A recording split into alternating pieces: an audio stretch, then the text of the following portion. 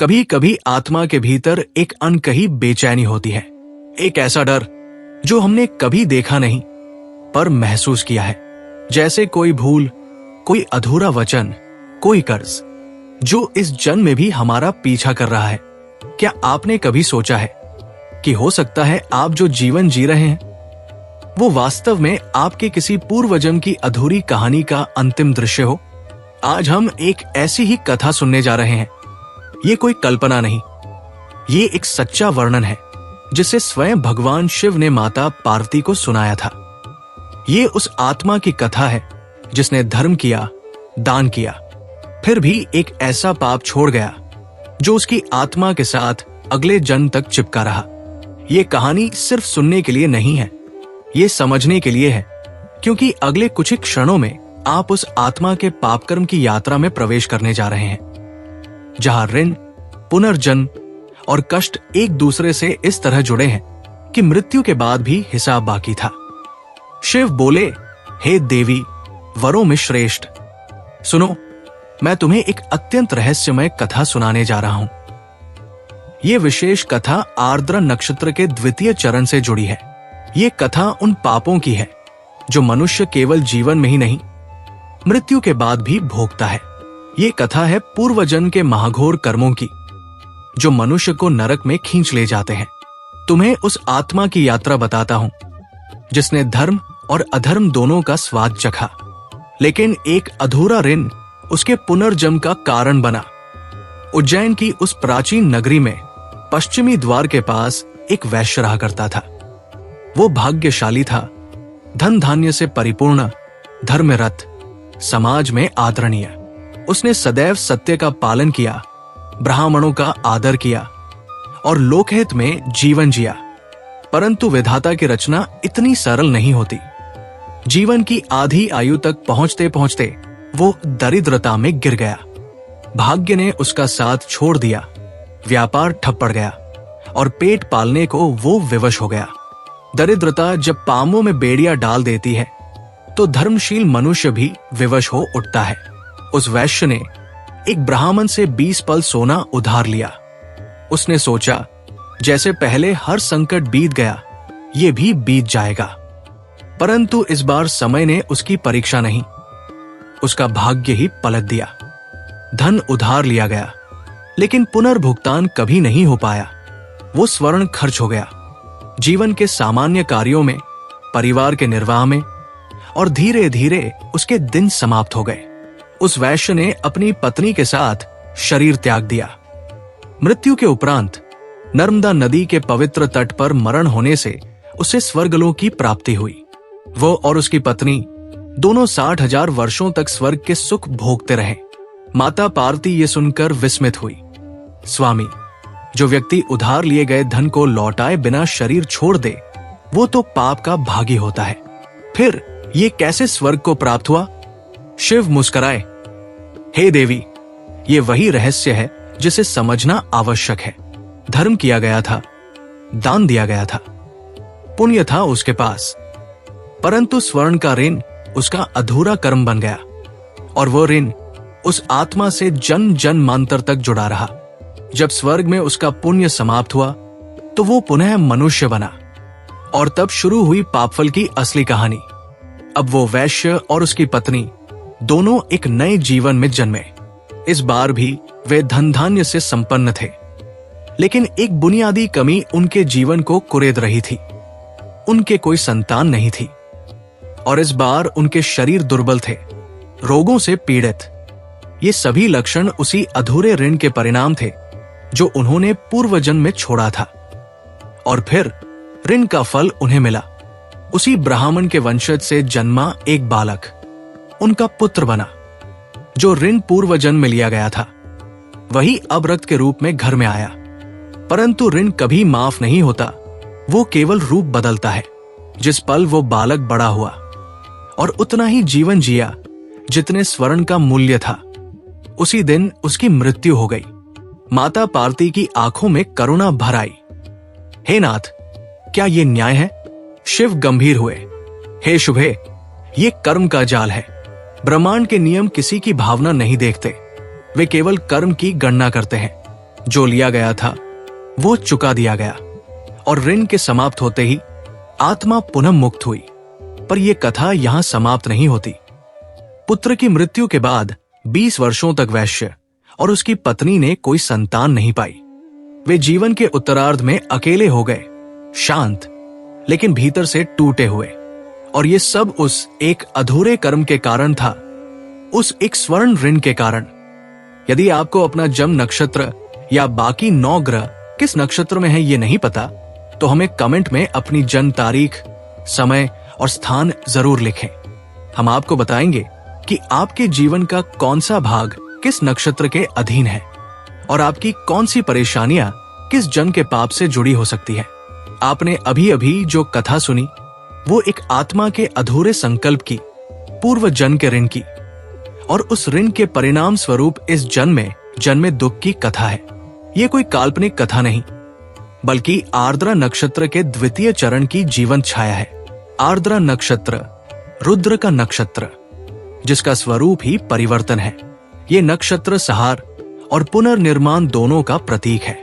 इसका दूसरा चरण मिथुन राशि में आता है, जो बुद्धि, वाणी, विचार, व्यापार और मानसिक गति का प्रतिनिधित्व करता है। लेकिन जब संहारक रुद्र की उग्रता मिथुन की वायुक्ति से टकराती है, तब जन्म लेता है द्वंद्व, भ्रम और ऐसा मानसिक तूफान जो जीवन की नींव तक को हिला देता है। जिस कथा की शुरुआत हमने सुनी, उसमें वो वैश्य जो उज्जैन में धन धान्य से परिपूर्ण था, लेकिन जीवन के मध्य में दरिद्र हो गया। ये केवल बाह्य कहानी नहीं है, ये उस आत्मा की अंतयात्रा है जिसने धर्म के मार्ग पर रहते हुए भी एक भूल की। एक ब्राह्मण से ऋण लिया और उसे चुका नहीं सका। यह ऋण केवल सोने का नहीं था, यह ऋण था विश्वास का, धर्म का, आत्मिक संकल्प का। अब जरा वर्तमान समय की तस्वीर देखिए। आज एक व्यक्ति सफल है, बड़ी गाड़ी, बड़ा घर, पैसा है, पर हर बार संतान होते होते गर्भपात हो जाता है। विवाह होता है पर टिकता नहीं, व्यापार जमता है फिर डूब जाता है। ये सब एक सामान्य व्यक्ति की दृष्टि में संयोग हो सकता है, पर शास्त्र की दृष्टि से नहीं। शिव कहते हैं, हे देवी, जो कर्म अधूरा छूट जाता है वो आत्मा का पीछा करता है। चाहे शरीर बदल जाए, देश बदल जाए, समय बदल जाए, पर आत्मा वो बीज अपने साथ ले जाती है। और जब वही आत्मा किसी नए जीवन में प्रवेश करती है, तो पुराने बीज वही अंकुरित होते हैं, लेकिन नए रूप में। आर्द्रा नक्षत्र के दूसरे चरण का प्रभाव यही होता है। ये चरण उन आत्माओं को खींचता है जिनके भीतर कोई अधूरा आत्मिक अनुबंध बचा होता है, धन का, संतान का या संबंधों का। मिथुन राशि की गति इन्हें भागने नहीं देती और रुद्र की जकड़ इन्हें रोकने नहीं देती। फलस्वरूप जीवन एक ऐसे चक्र में फंस जाता है जहां आप आगे बढ़ना चाहते हैं, लेकिन कोई अदृश्य शक्ति बार बार आपको वही घसीट लाती है। अब उस वैश्य को लीजिए जिसने ऋण लिया, मृत्यु हो गई, पर आत्मा वो ऋण लेकर स्वर्ग में चली गई, वहां पुण्य भोगा। लेकिन जब पुण्य क्षीण हुआ तो दोबारा जन्म लिया और फिर वही ऋण उसके पुत्र के माध्यम से उसे चुकाना पड़ा। जैसे ही वैश्य परिवार ने उतना धन उस पुत्र पर खर्च किया, उस पुत्र की मृत्यु हो गई।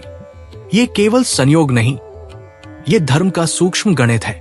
आज के युग में भी यही हो रहा है। आप किसी चिकित्सक के पास जाते हैं, कहते हैं कि बच्चा बार बार 8वें महीने में खत्म हो जाता है। डॉक्टर जवाब नहीं दे पाता। आप पंडित से पूछते हैं, उपाय कराते हैं, फिर भी असफलता। क्यों? क्योंकि समाधान कर्म का है, केवल पूजा पाठ से नहीं, जब तक कर्म का मूल नहीं समझा जाए। मिथुन राशि संवाद और बुद्धि की है, लेकिन जब इस पर आर्द्रा नक्षत्र का रौद्र भाव आता है तो मनुष्य सोचते हुए भी समझ नहीं पाता कि गलती कहाँ हो रही है। उसका मस्तिष्क अत्यधिक सक्रिय हो जाता है, परंतु उस सक्रियता से कोई स्पष्ट समाधान नहीं निकलता, बल्कि चिंता, भ्रम और मानसिक थकावट उत्पन्न होती है। और यही इस नक्षत्र की मूल छाया है।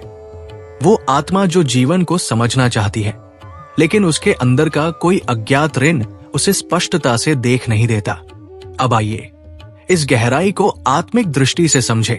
आर्द्रा नक्षत्र में जन्म लेने वाली आत्माएं पूर्व जन्म में या तो कोई संकल्प तोड़ चुकी होती है या किसी धर्म संहिता को तोड़ चुकी होती है, विशेषकर यदि वो संकल्प किसी ब्राह्मण, वेद, संतान या गुरु से जुड़ा हो, और यदि वो कर्म चंद्रमा, शुक्र या गुरु जैसे ग्रहों से जुड़ा हो और वे ग्रह आर्द्रा के द्वितीय चरण में हो, तो ये ऋण इस जन्म में भी पूर्ण रूप से फलित होता है। आप देखेंगे कि आर्द्रा द्वितीय चरण वाले लोगों को जीवन में कहीं पहुंचने की बेचैनी बहुत होती है। वे अक्सर अस्थिर रहते हैं, रिश्तों में तीव्र भावनात्मक उतार चढ़ाव होता है, वे बार बार परिवर्तन करते हैं पर फिर भी शांति नहीं मिलती। ये संकेत है कि आत्मा अभी भी अपने कर्मफल के घेरे में है। भगवान शिव कहते हैं, हे देवी, ये सब कोई दंड नहीं है, ये केवल आत्मा को संतुलन में लाने की प्रक्रिया है। जब तक आत्मा वो ऋण नहीं चुका देती तब तक वो मुक्त नहीं होती। माता पार्वती की आंखें गहरी सोच में डूबी थी। उन्होंने धीरे से पूछा, नाथ, जो आत्मा जन्म जन्मांतरों से अपने ही कर्मों की बेड़ियों में बंधी है, क्या उसके लिए कोई मार्ग है जिससे वह इन दुखों से मुक्त हो सके? तब शिव मुस्कुराए और बोले, हे देवी, प्रत्येक आत्मा को उसके कर्म का फल अवश्य भोगना पड़ता है, लेकिन यदि वो आत्मा पश्चाताप करे, समर्पण करे और शास्त्रों में बताए गए उपायों को सच्चे हृदय से अपनाए तो उसका पाप भी पुण्य में बदल सकता है। सबसे पहला उपाय उन्होंने बताया, गृह वित्त अष्टम भागम ब्राह्मणाय समर्पित। इसका अर्थ है अपने पूरे घर के धन का 8वां हिस्सा एक ब्राह्मण को समर्पित करना चाहिए। अब इसे आज के समय में समझिए। इसका मतलब ये नहीं है कि आप अपना पूरा बैंक बैलेंस निकालकर किसी पंडित को दे दें। इसका गूढ़ अर्थ है, आपने जो भी संपत्ति अर्जित की है उसमें से एक हिस्सा उस कार्य में लगाइए जो ज्ञान, धर्म और संस्कृति की सेवा कर रहा हो। आज के युग में इसका व्यावहारिक रूप यह है कि आप अपनी आय का 8% यानी 8 भाग में से 1 भाग किसी वेद, मंत्र, संस्कृति या धार्मिक कार्य के लिए समर्पित संस्था या व्यक्ति को दें।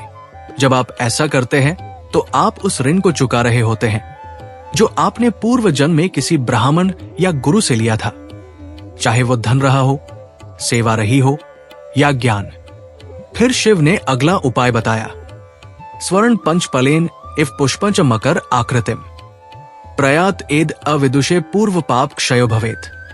इसका अर्थ है 5 पल यानी लगभग 60 ग्राम सोने से मकर के आकार का एक पुष्प बनवाकर किसी वैदज्ञानी ब्राह्मण को दान करें। अब इसका अर्थ गहराई से समझिए। मकर यानी मछली का चिन्ह ज्योतिष में कर्म, कर्तव्य और तप का प्रतीक माना जाता है, और सोना आत्मा, तेज और सत्य का प्रतीक है। जब कोई व्यक्ति अपनी आत्मा के पाप कर्मों को तप, कर्म और त्याग के प्रतीक मकर रूप में समर्पित करता है तो वो अपने पाप की ऊर्जा को धर्म में परिवर्तित करता है। आज के युग में इसका व्यवहारिक अर्थ यह है कि आप अपने जीवन की कोई मूल्यवान वस्तु, चाहे वो समय हो, धन हो या प्रयास, किसी ऐसे कार्य में लगाएं जो धर्म, संस्कृति या सेवा से जुड़ा हो। उदाहरण के लिए किसी वेद पाठशाला की सहायता, किसी ब्राह्मण के परिवार के बच्चों की शिक्षा में योगदान या अपनी सुख सुविधा छोड़कर किसी जरूरतमंद की मदद करना। जब आप इस तरह का मकर रूपी दान करते हैं तो आपकी आत्मा पुराने कर्मों के बोझ से हल्की होती जाती है। इसके बाद शिव बोले, गायत्र्याय च जपम कुर्यात लक्ष्य एक वरान्ने होमं च तस्य दशांशेन मार्जनम च तथा विधम। हे वरान्ने यानी है सुंदर मुख वाली देवी, 1,00,000 बार गायत्री मंत्र का जप करें, फिर उस जप का दशांश यानी 10,000 बार हवन करें और फिर वैसी ही विधि से मार्जन करें यानी आत्मा की शुद्धि करें। अब ये उपाय अत्यंत गूढ़ है। गायत्री मंत्र केवल एक मंत्र नहीं है, बल्कि ये ब्रह्मांड की चेतना का सूक्ष्म रूप है। जब कोई आत्मा 1,00,000 बार गायत्री मंत्र का जाप करती है तो उसके भीतर के 7 स्तर शुद्ध होते हैं। ये 7 स्तर हैं इच्छा, भावना, विचार, कर्म, संबंध, संस्कार और स्मृति। बहुत लोग पूछते हैं, क्या हमें सच में 1,00,000 बार मंत्र जाप करना होगा? उत्तर है हाँ, लेकिन तरीका आधुनिक हो सकता है। आप प्रतिदिन 108 बार गायत्री मंत्र का जाप करें और उस संख्या को श्रद्धा व एकाग्रता से निरंतर बढ़ाते रहें। आजकल डिजिटल माला या मोबाइल ऐप के माध्यम से भी आप ये कर सकते हैं। नियम, श्रद्धा और निरंतरता से की गई साधना में वही शक्ति होती है जो परंपरागत विधि में होती थी। जहां तक होम और मार्जन की बात है, उसका अर्थ है आप अपने ही कर्मों की अग्नि में अपने अज्ञान, अहंकार और पुराने दोषों को भस्म करें। चाहे आप छोटे स्तर पर अपने घर में ही हवन करें या किसी वैद ज्ञानी ब्राह्मण से करवाएं, परंतु लक्ष्य ये होना चाहिए कि आप अपने मन, वचन और कर्म की शुद्धि करें। इसके बाद शिव ने चौथा उपाय बताया, गाम एका स्वर्ण श्रृंगी च वत्स वस्त्र विभूषिता दद्यात अविदे देवी ब्राह्मणाय तदा भवेत। इसका अर्थ है एक उत्तम गाय जिसकी सींगें सोने से मढ़ी हो, वस्त्रों से सजी हो और उसका बछड़ा साथ हो, ऐसी गाय किसी ब्राह्मण को दान दे। अब इसे प्रतीक रूप में समझिए। गाय का अर्थ है पालन, पोषण और प्रकृति। बछड़ा भविष्य की पीढ़ी का प्रतीक है और स्वर्ण की सींगें आत्मा की प्रतिष्ठा और पवित्रता का संकेत देती है। इसका अर्थ यह है कि यदि आपने पूर्व जन्मों में किसी की आजीविका, शिक्षा या धर्म की सेवा का हनन किया है, तो इस जन्म में आपको उस हानि की भरपाई करनी होगी सेवा करके।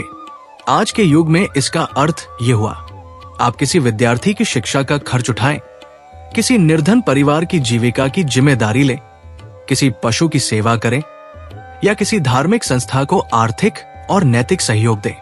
ये सेवा ही गाय दान का आधुनिक स्वरूप है। जब आप ऐसा करते हैं तो आप अपने पूर्व जन्मों के पापों को मिटा रहे होते हैं और जब ये सभी कार्य पूर्ण हो जाए, तब शिव अंत में कहते हैं, पुनः पुत्रः प्रसूयेत नात्र कार्य विचारणा, अर्थात फिर संतान की प्राप्ति होगी। इसमें कोई संदेह नहीं, लेकिन इस अंतिम वाक्य को केवल संतान के रूप में मत देखिए। यहां पुत्र का अर्थ है आत्मा का नया जन्म, नया आरंभ, नया अवसर। ये उस फल की बात करता है जो केवल तब मिलता है जब आत्मा अपने पुराने पापों से मुक्त होती है, चाहे वो संतान के रूप में हो, जीवन की शांति के रूप में हो या किसी खोई हुई आशा के लौट आने के रूप में। यही है उन कर्मों की व्याख्या जो आत्मा को जन्मों से बांधते हैं और यही है वे उपाय जिनसे आत्मा फिर से मुक्त होकर प्रकाश की ओर बढ़ती है।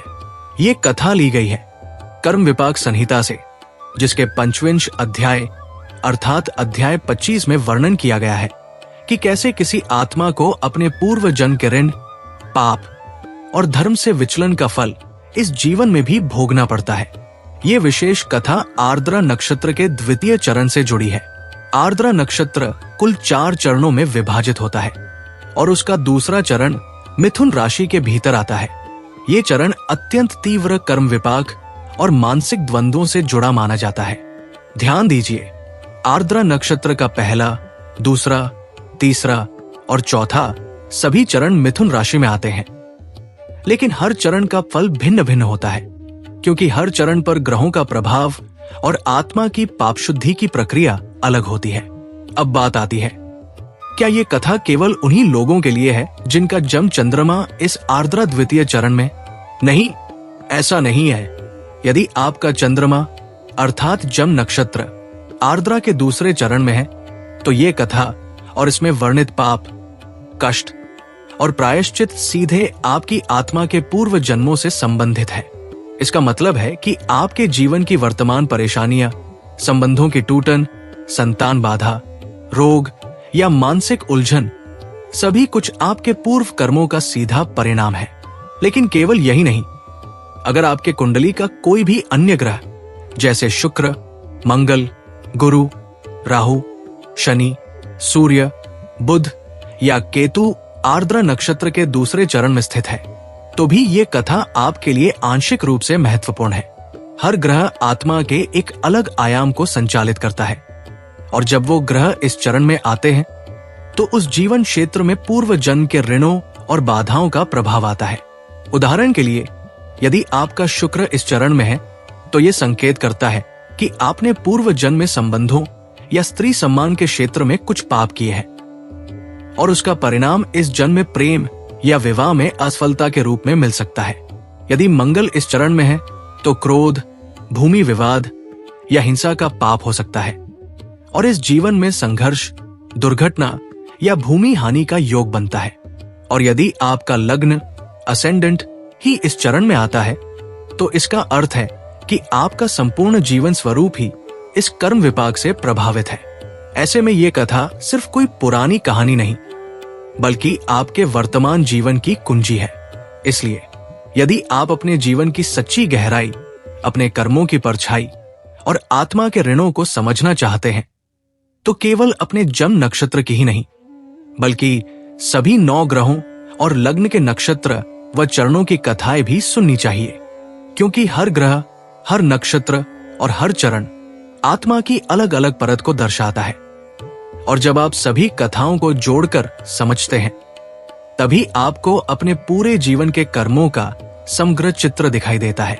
और यही इस ज्ञान का मूल उद्देश्य है, आपको आपकी आत्मा का सच दिखाना, आपके पूर्व जन्मों के अदृश्य ऋण की गूंज सुनाना और इस जन्म में उन पारिवारिक, मानसिक या सामाजिक कष्टों की मूल जड़ तक ले जाना। तो यदि आपका कोई भी ग्रह या आपका चंद्रमा आर्द्र नक्षत्र के दूसरे चरण में आता है तो ये कथा विशेष रूप से आपके लिए है। और यदि ये नहीं भी आता लेकिन किसी अन्य चरण या नक्षत्र में आता है तो अगली बार जब हम उस विशेष चरण की कथा सुनाएंगे तो वो कथा आपके जीवन के किसी अन्य आयाम को खोलेगी। यदि आपको ये ज्ञात नहीं है कि आपका जन्म नक्षत्र, उसका चरण और आपके ग्रह किस किस नक्षत्र में स्थित है, तो हमें नीचे कमेंट में अपनी जन्म तारीख, समय और स्थान जरूर लिखें।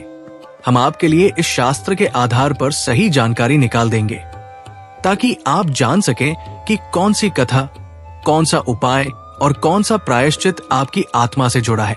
क्योंकि जब आप अपने कर्मों की कहानी को पहचान लेते हैं, तभी आप अपने जीवन को वास्तव में बदलने की ओर पहला कदम उठाते हैं।